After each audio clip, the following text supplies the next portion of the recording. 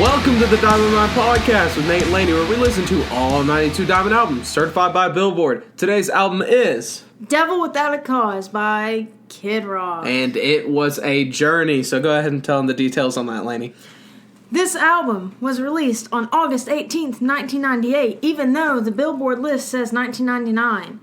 That's wrong. It went 11 times platinum, 14 songs, a whopping hour and 11 minutes.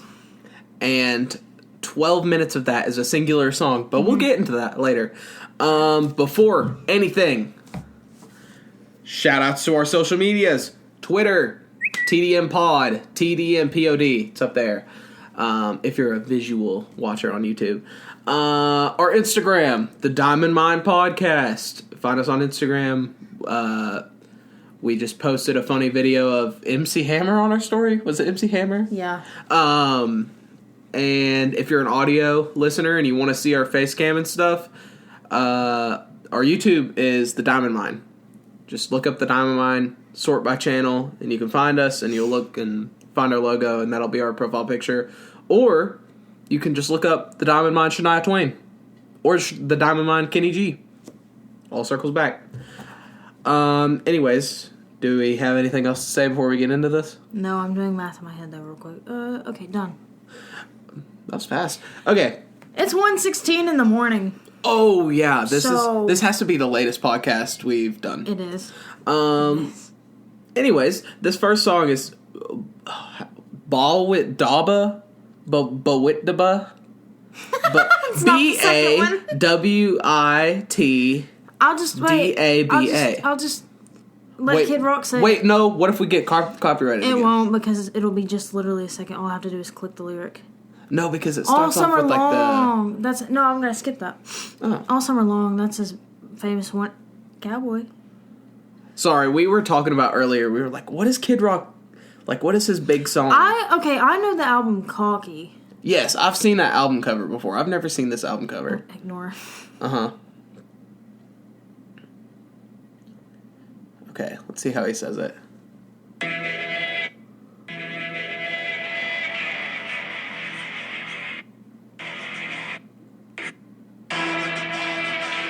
Ball with da ba. So, we might have to cut. Yeah, we might have to trim that a little bit.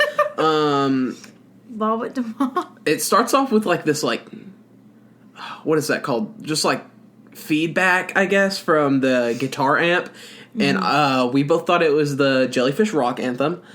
Dun, dun, dun, dun, This is wild. Like, this sets the tone for the whole entire album, and this is just a wild mashup of, what was the three things it's mashed up? Okay, it says it has elements of hip-hop, metal, and country. Uh-huh. For this song specifically. I did not hear the country in this song. I don't think I did either. Hip-hop and metal, sure, whatever. There's a couple that kind of go towards the countryside, but not this song. Not this song. But then you also said it reminded you of Limp Biscuit, and it reminded me of the Beastie Boys. Very decently similar. You good? Yeah. Sorry, you freaked me out for a second. The chorus is literally just gibberish. It's just like syllables. I honestly didn't know what to say at first. It's like he just tripped and fell on a keyboard as he was like writing the song, and that's how he came up with the chorus. Genius. It's pure genius. And this song, well, the album in general, is literally just so absurd from the beginning note to the very end that it is funny. Like, you good over there? Yeah, I had like an internal burp, but I held that one back. Yeah, it's just so absurd, and this song is not an exception to that. I said it was a fever dream. That is a valid comparison. Also, I think the music video for this was on MTV. Mm-hmm. So that's fun. Also, during the song, pretty sure my mouth went numb because I really just didn't know how to experience. It was a gape. It was a gape. 140. Word. Where was I at? But it kind of goes hard. But if I was on crack, which Kid Rock talks about a lot on this album, it would go a lot harder. And you can really heal. Okay, In the description, it says 2 songs that he took samples from or whatever. But the one that I really heard was the Sugar Hill Gang's Rapper's Delight. Mm-hmm. You can, it's... Well, how does that one go again? I was singing it. A hip, a hop. A hip to the hip to the hip hop. You don't stop. Mm-hmm. Yeah, that's all I had. There's not a lot to say about this song. It's just weird. This next song, though, quite the change of pace. Cowboy. And it starts off with, like, Robo Mr. Krabs. We've already made 2 SpongeBob references. With, like, Robo Mr. Krabs. We made a lot. Saying cowboy. And, No, I thought it was SpongeBob Robot at the Chum Bucket. I was thinking more like Robo Mr. Krabs, like, ravioli, give me the formula. Either way, it's a robot. A robot. But... Have you've definitely seen the Vine, but viewers, have you seen the Vine where he's like, I want to be a cowboy, baby? That's this song. That literally is just this song. And I'm not sure that's what he's referencing, but, like, probably. Sorry, I just had to, like, swallow my spit and it went down weird. Very, very strange. The chorus was head boppable, though, that I want to be a cowboy, baby. Honestly, like, kind of catchy. And that's... I kind of hate to admit this, but some of the songs on this album are, like, legitimately not horrible to, like, listen to. They're horrible, but they're, like, fun. I enjoyed myself. For most of this album. There was a point where I was like, I can't deal with this anymore. And I can tell you the exact song that happens on when we get to it. I probably could too. But this just seemed like a joke song, honestly. Like, and I was just so surprised for these first 3 songs. I was just stunned. It just felt like a high school garage band in, like, a bad comedy movie with Kevin James in it. And, like, they're confused and they just make garbage music. Kevin James. Yeah. That's how you know it's going to be a good one. Kevin James. But you can put your insight. So, fun fact. Kid Rock described this song as Leonard Skinner meets Run DMC with elements of rap, folk, and southern rock. And I think he did those bands very dirty. That's a disgrace to those bands because they're so much better than what Kid Rock produces. Sorry, Kid Rock. What's his name? Like Richard or something like that? Richard James something. Sorry, I thought it was Richie. Okay. Hold on. If his birth certificate says Richie. Robert James Ritchie. Okay, Richie's his last name. Yes. Robert. Sorry, Robert. He does not look like a Robert. What about a Bob? He might go by Bob. Let's call him Bobby. Bob. No, he goes by Kid Rock. I'm not mad at this song, actually. I know a lot of people that would absolutely just hate the song, but I wasn't mad at it. It's not good, but it is, if that makes sense. It's, like, horrible, but it's tasteful. But the one part I did like is when they brought in the piano. It was like a little piano break, and it was the show tunes of the old cartoons, like Betty Boop or something like that. Uh-huh. Or the one with the... No, that's Betty Boop. Never mind. I was thinking about a cat, but it's literally Betty Boop. It's just one episode that I'm thinking of. Anyway, that's all I had for this one. Next song. And we're back. Sorry, my friend Steve Harvey, he shot me a phone call. I'm sorry, I had to pick that one up. But this next song, the namesake of the album, Devil Without a Cause, starts off, he's like building up to this hype thing. It's got some funky bass going on. And if I really want to compliment... what is his name? Kid Rock, sorry. If I really want to compliment Kid Rock, he does give a true mixture of what he's going for, rap and rock. And he doesn't overdo it on one side or overdo it on the other. It truly is just, for most of the album, there's a couple songs, but for most of the album, it is rap and rock. And he doesn't do it in a cheesy way. But something that is cheesy, some of these bars that he gives out are just so cringeworthy. Yeah. And I quote from this song, I got love for my honkies. Literally what he said. And then you cut to the last song. Oh, yeah. But sorry. There's a feature on this song. Okay, we thought it was a kid. Yeah, it is not a kid, but His name was Joe C. I say was because sadly Joe C. passed away due to complications with celiac disease in 2000. But Joe C.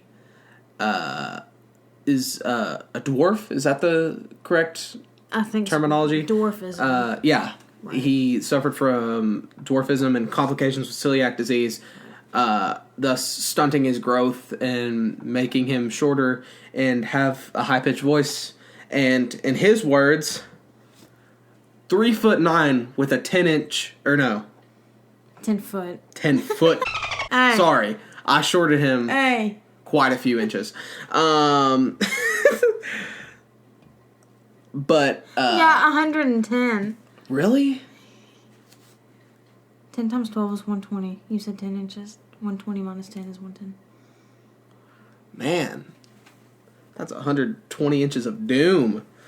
How do you feel about Devil Without a Cause, Lainey? The commentary on this album Uh-huh. is absurd. So it's co-written by Uncle Cracker, and so are most of these songs. Shout out to Uncle Cracker. Go follow him on Instagram. We love Uncle Cracker. Yeah, shouts. He had a kid recently. He got a kid. But he really brought the funk, but it's the kind of funk music that goes in an Austin Powers movie. Uh-huh.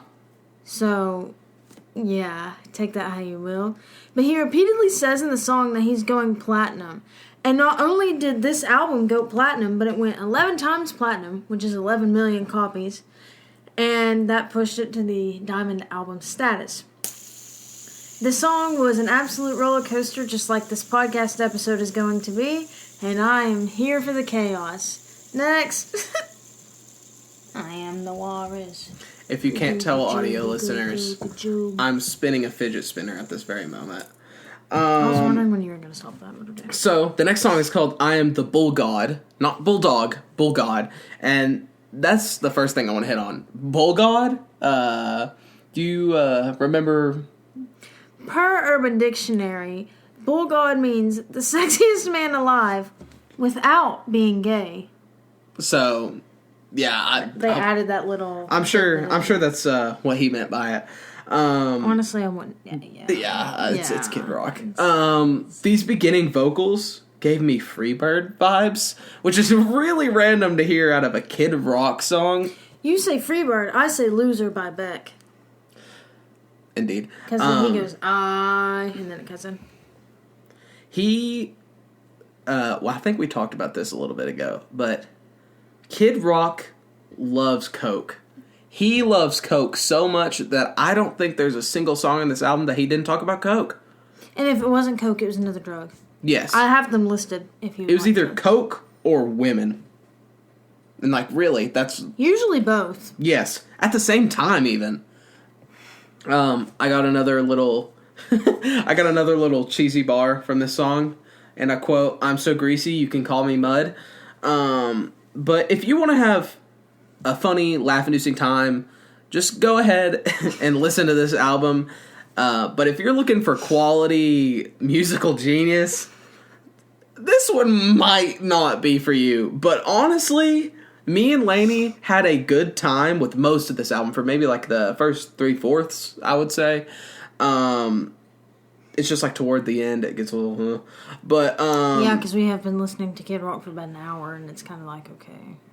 But it's fun. It really is just fun to listen to. That's fair. That's a great description. It's just fun. Yeah, it's not like... It's not great. It's not intelligent. It's not great. It's not even good. It's not even mediocre. I'm not sure you would... This is music. It's just... It's literally a fever dream. Shout out to Kid Rock. What were we talking about? Are you done? I don't even... Yeah, we're on I'm the Bull God. Yeah. So this is actually a tribute song to Monster Magnet, as they were his favorite band in the early 90s, which is when he wrote the song. Monster Magnet? It's Kid Rock. I don't know. You can look him up. I don't know. And he also ended up opening for them later on in life. Interesting. Which is very interesting. Yeah, that's kind of cool, actually. It's like opening up for your favorite band. Like, imagine that happening. Are you just looking at Joe C. Victor? Yes. That one? That's actually so gangster. I like this one of him and Kid Rock performing together. Is that an Old Navy tank top? Look at Kid Rock bending down, getting in his face like that.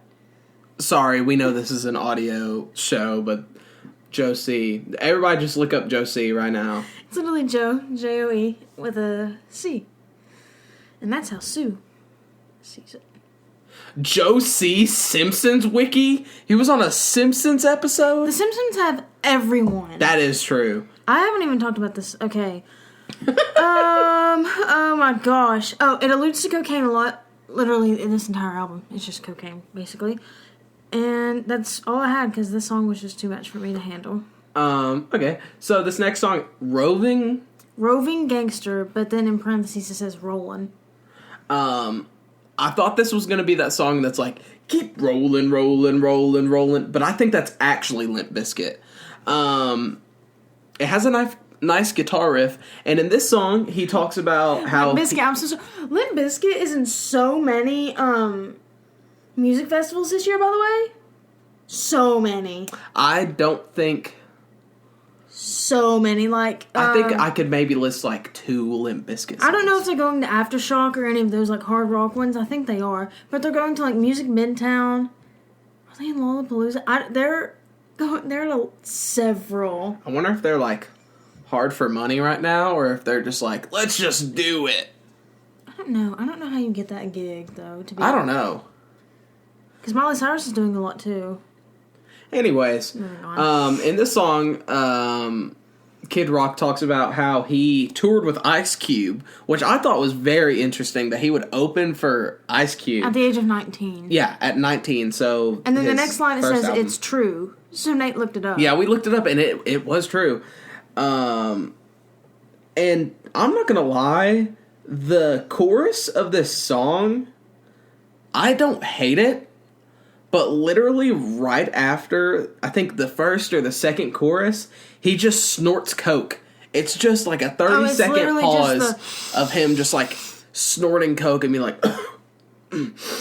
And I said he literally just like, that's cocaine. And then, but yeah, that's just what this song is. It's just... We're going to have to flag this for mature audiences. Really? You think? I think we're talking about drug abuse and women and...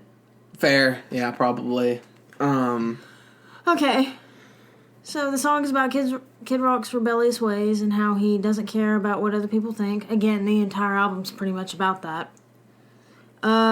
He's having like teen angst at 27. That really is what this album is. He's having like teen angst at 27, except he has access to cocaine. And a lot more, too. And women. Every song sounds similar, though, because he always has this auto-tune.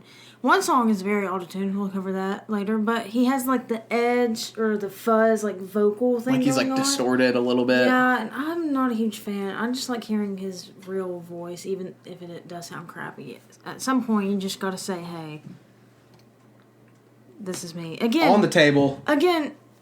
This is my voice. But again, Biz Markie, just a friend.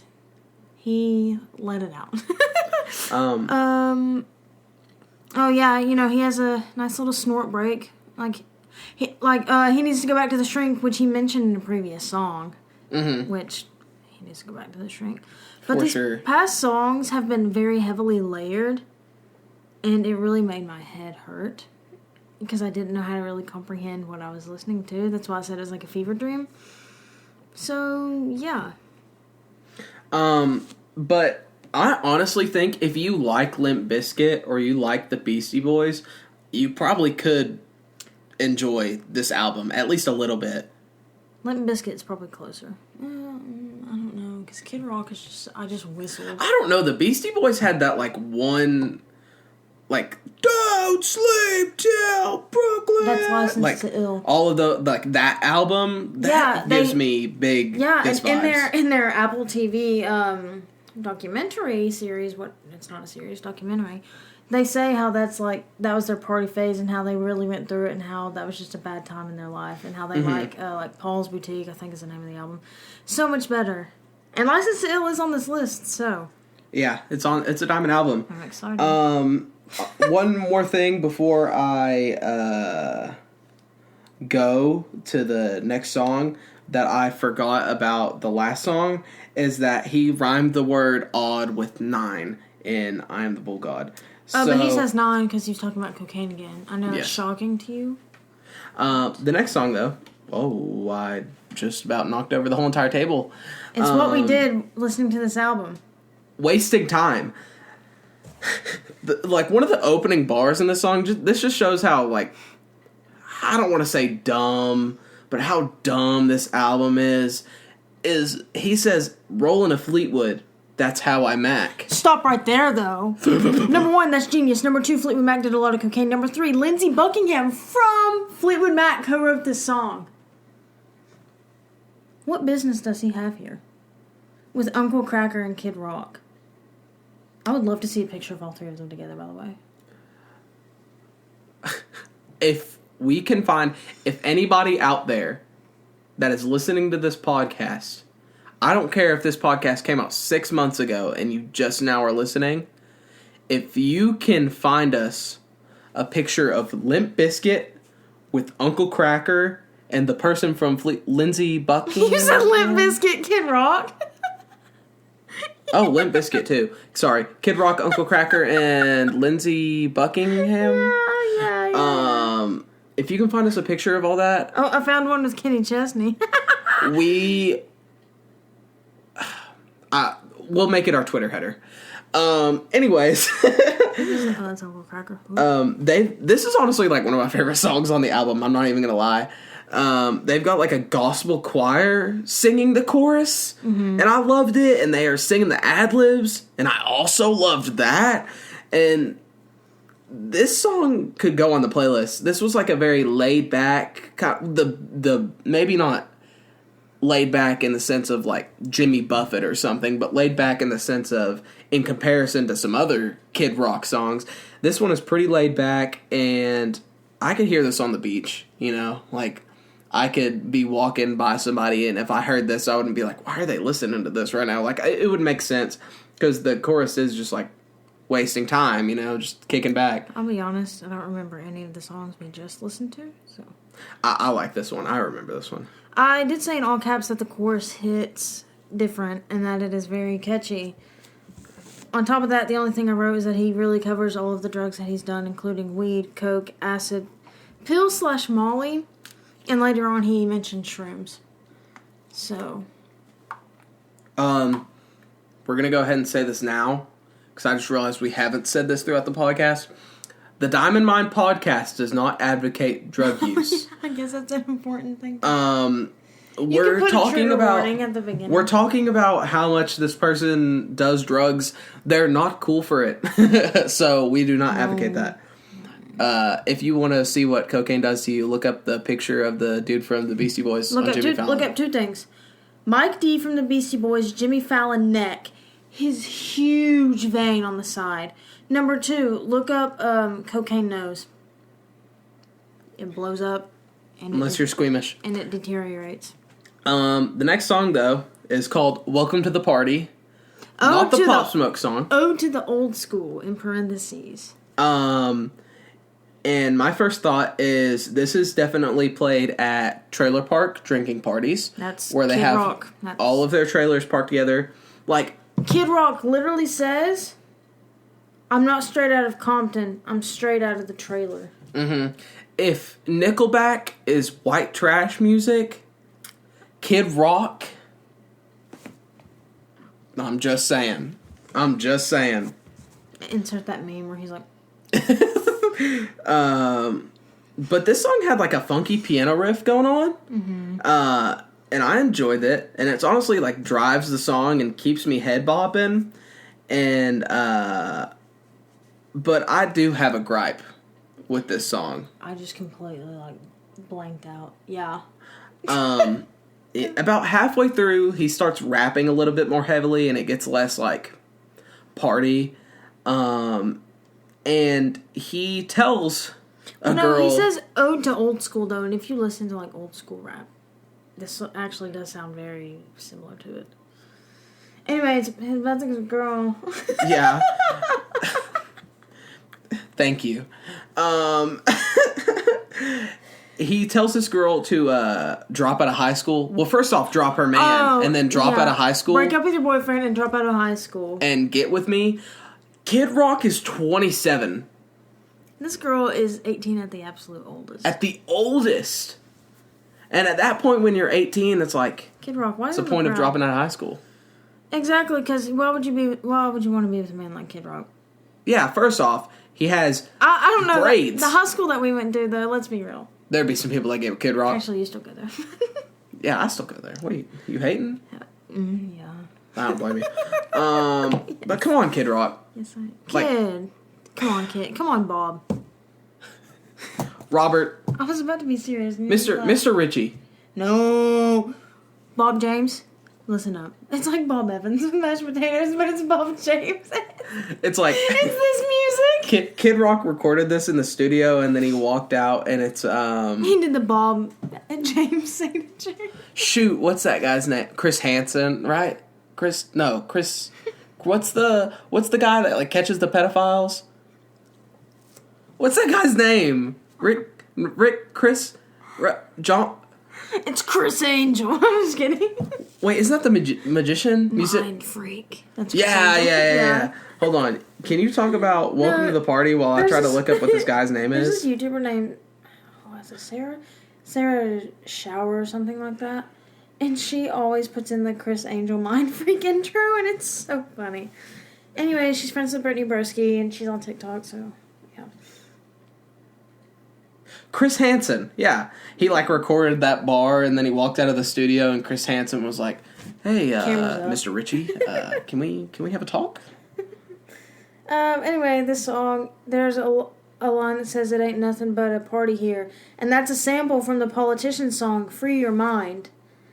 He used the same sample again 8 years later. Little tidbit for you. He really does make it sound like an old school rap song, which I've already talked about. And this makes me like it a little bit more than I normally probably would have. He also sounds like Marty from Madagascar, a.k.a. Chris Rock, and at this point forward, I continue to mix the two up. Lainey also said that he looked like Mac Miller. No, it's just, I was looking at the album cover, and I said, from a distance, he looks like Mac Miller. It's a white guy on an album. What do you expect me to say? The next song is called I Got done. One For I'm You. not done. Kid Rock is a freak. We already kind of covered that. And you said you needed a timeout after listening to that song. So you went and laid on the bed. Oh, yeah, I forgot about that. There's a bed. I guess they don't know that there's a bed right there. There is a bed directly behind the camera. This is a bedroom. This used to be a bedroom, and we've turned it into a recording space. It used to be. It's not anymore. Who sleeps in here? The furniture. Me. That's facts. The furniture still. The next song, though, is called I Got One For You. And it's got, like, bongos and bass in the beginning. And it was Curious George vibes for approximately 2 seconds. And then... He ruins it. He absolutely ruins the intro. And he steps all over the potential that the song had. I'm not gonna lie. I agree with that completely. I'll give the song a compliment and then I'll hand it over to you. So, sure. I like that he changes up what he's got for you. Because, like, he says, like, I got one for you, and that's, like, the chorus, but the like, verse leads up. And gives it a different meaning. Yeah. So, he changes up what it means every time. Like, the first time he was talking about his particularly large member, and then the second time he was talking about a bullet that he could give to you. So, I thought it was interesting that he changed up the meaning, but, that's pretty much all I have to say about that. Kid Rock is what gives me panic attacks. Honestly, Kid Rock is my sleep paralysis demon. I knew you... I was about to say that. I'm not even kidding. I was about to say that. We're on the same wavelength. I said we always are, except when they're not. Pickles. No. So the song talks about how cool Kid Rock is. Yeah, right? And how he's unstoppable. Love the intro. Love it. I'm hitting the table for emphasis for all you listeners out there. I'm really leaning into this one. Because it's an incredible bass beat. I mean, it is. And then like Nate said, it lasts for 2 seconds, and he just busts through the door like the Kool-Aid Man and ruins it. Soiled it! However, the piano and the guitar that he includes in the song does enhance the instrumental just a little bit. Yes. His lyrics are not it, though. Yeah, my commentary for the song is just a roller coaster. But I do like the chorus because it's sang with a nice rasp, and that's the end of that. Wait. Hold on. It's Steve Harvey again. Hold on. And we're back. Sorry, Steve Harvey. Gosh, he's really just blowing me up. He just needs someone to cover Family Feud. He's like, dude, I really need you to cover Family Feud. I have a colonoscopy, and like I'm gonna have to have like a recovery day, and I just like can't do it. I mean, the Diamond Mine is just too much. It's honestly just a huge responsibility, and I don't understand why he thinks that I can just take over his shift. Like, if he's gonna have a colonoscopy, he needs to talk to his producer.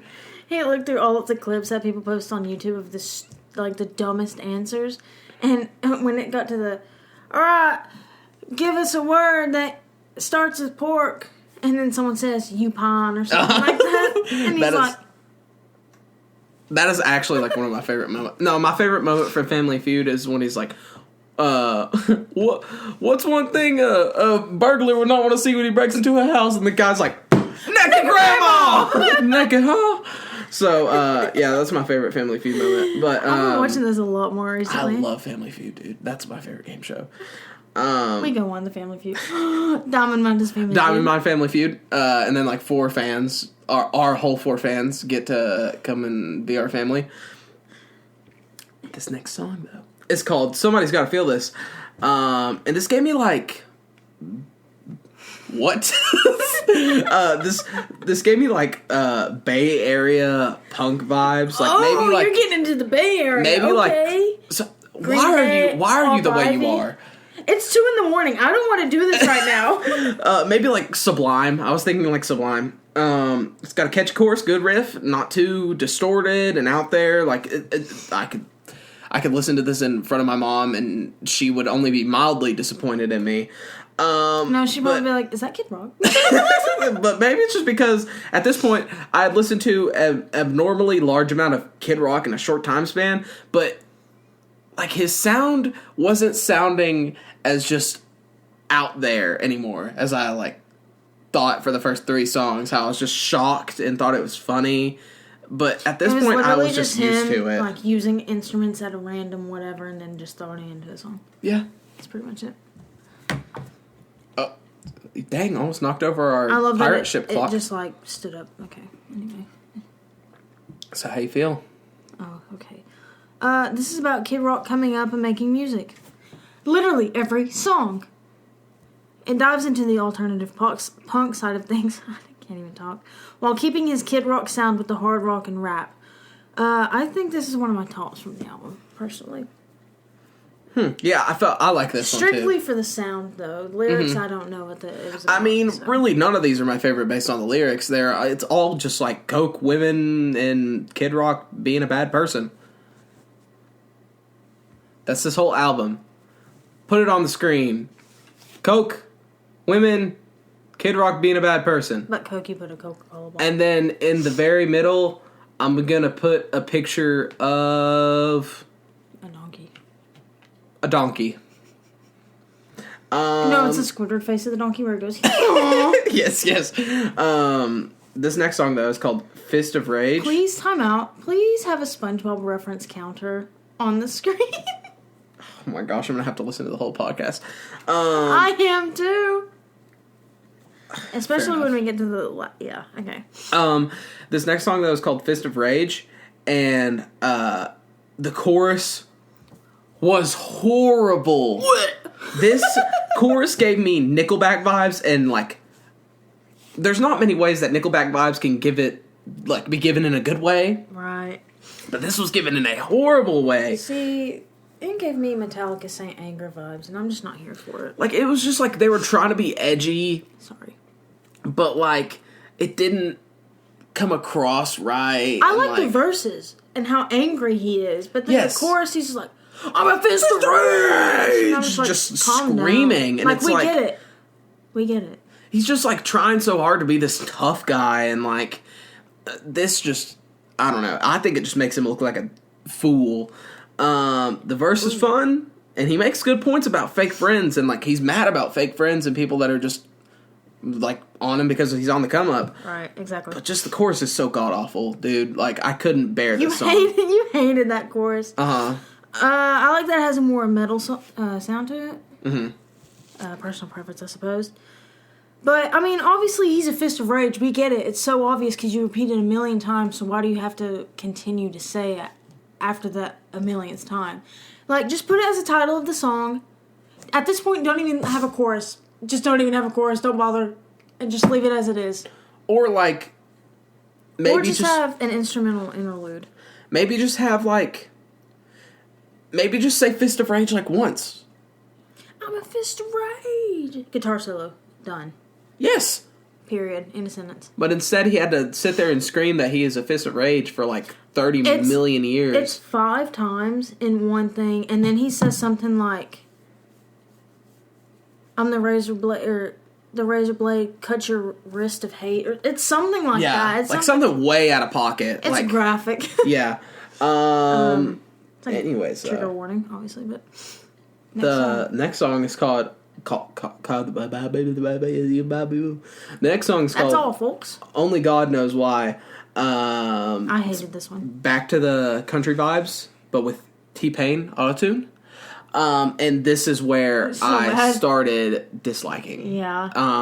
Your mood immediately shifted. Well, it's not that I wasn't disliking the music anyways. It was at this point in which I was like, I can't bear this anymore. Also, this one, I find it very interesting. We've been listening on Apple Music more recently rather than Spotify because we've just been chilling in here and then listening in here and then setting it up and just recording immediately rather than having to move rooms. And on Apple Music, it shows you which ones are the more popular song. It'll have like a star next to it. And this is one of the more popular songs, and this is like the worst song in the album. It was the first 2 songs on the album and this one, which is number like 11 or something like that, right? Mm-hmm.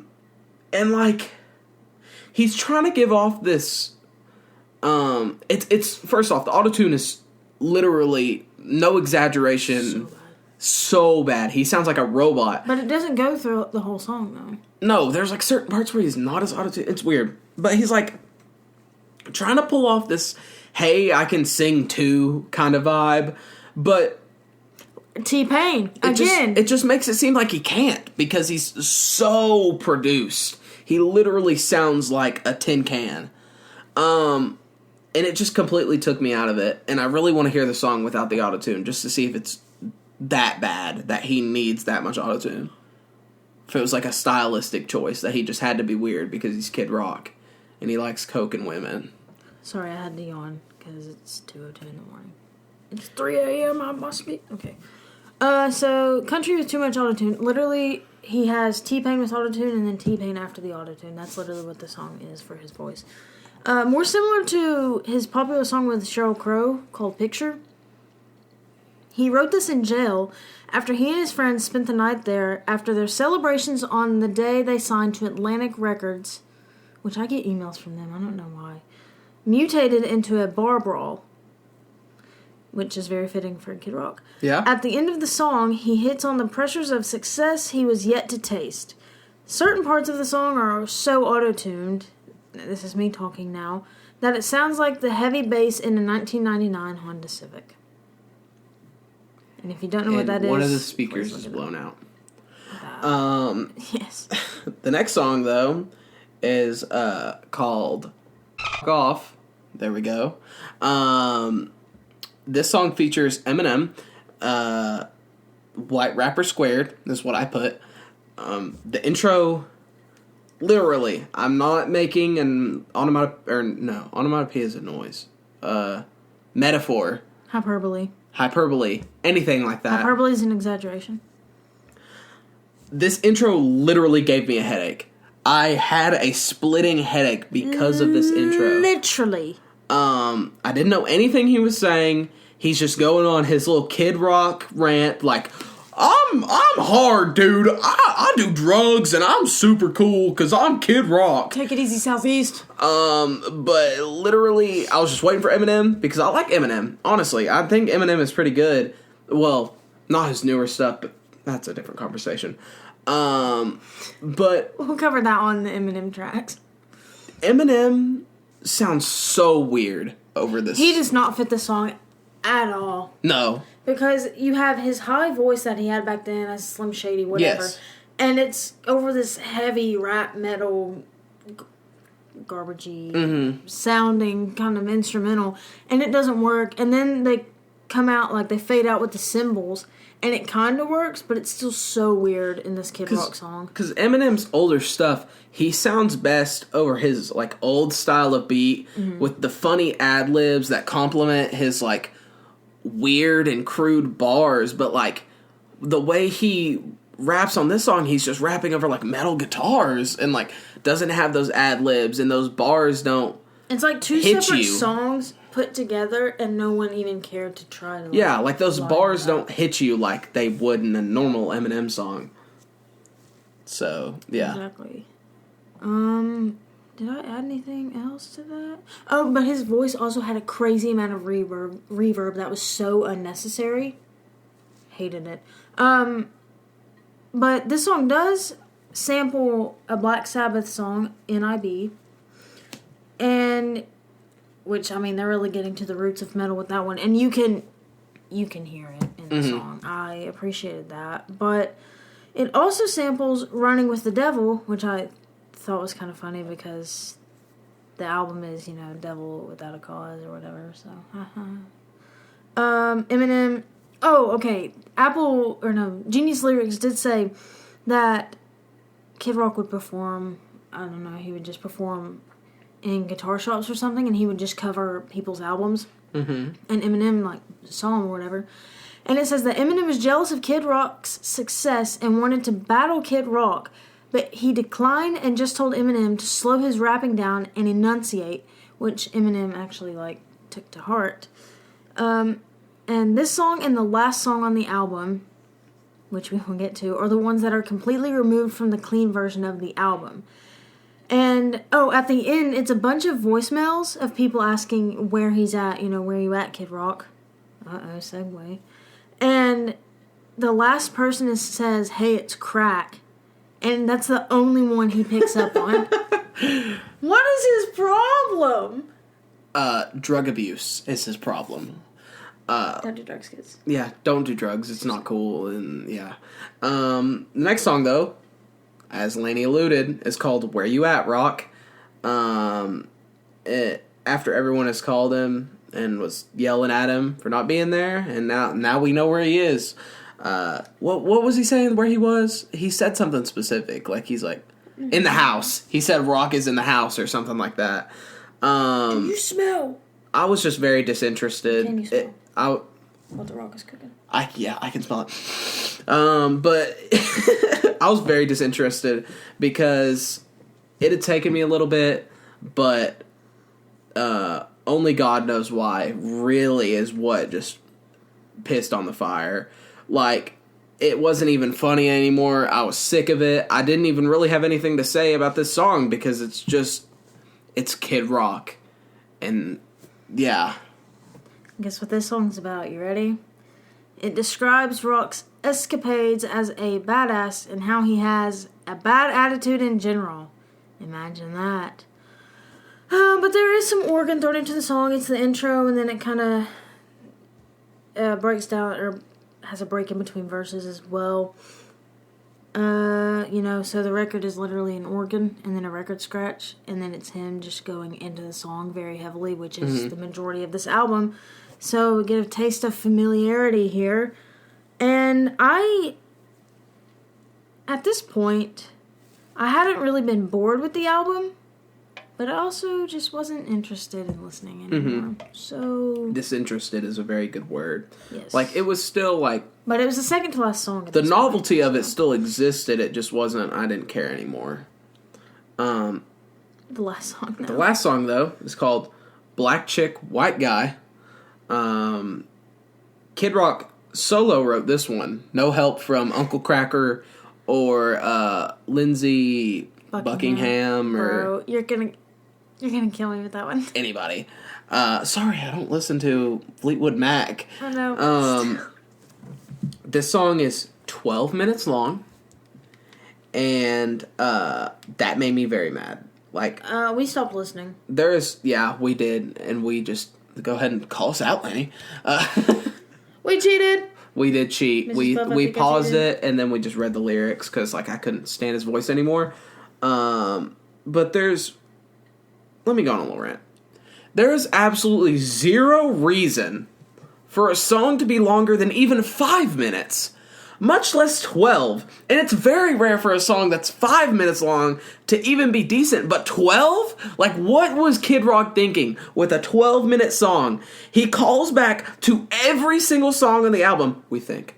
And it's like an interesting concept, but 12 minutes? He has like 4-line segments from multiple songs, and he repeats some of them.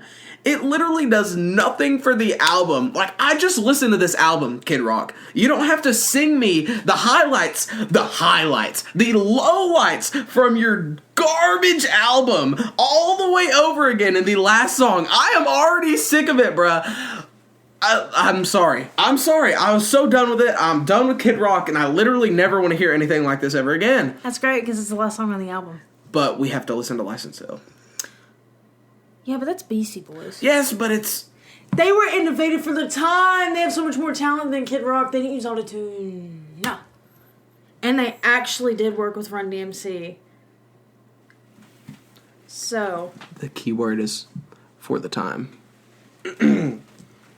Your turn, Lainey. It's 2:10 in the morning. I'm like Kid Rock right now. On crack, I could fight.